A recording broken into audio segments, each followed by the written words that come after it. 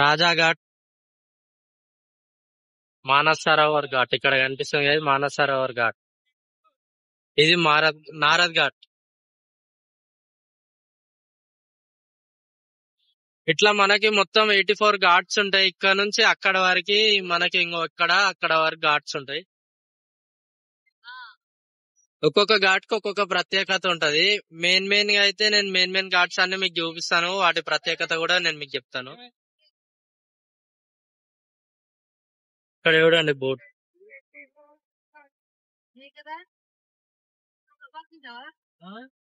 అక్కడ కనిపిస్తున్నాయి మన క్యామెల్స్, అక్కడ క్యామెల్స్ పైన అవుతారు చూడండి. ఈ నదిని మనకి అలకనంద నది అంటారంట హిమాలయాల్లో. ఇక్కడ రాంగా గంగా నది అవుతుంది ఇది.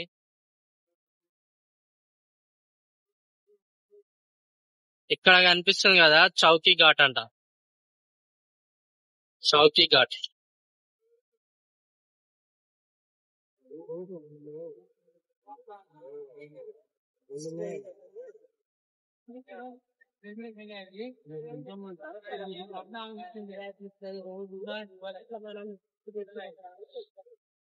ఈ బోట్ చూడరు, దానిపైన కుర్చీలు ఉన్నాయి. ఇంకో పైన కుర్చీలు కనిపిస్తున్నాయి కదా.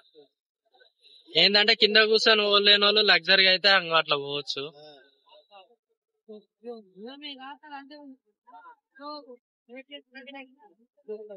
ఇక్కడ మనకి విజయనగర ఘాట్ కనిపిస్తుంది కదా, ఇక్కడ పేరుంది, ఇక్కడ పేరుంది చూడండి, విజయనగర ఘాట్.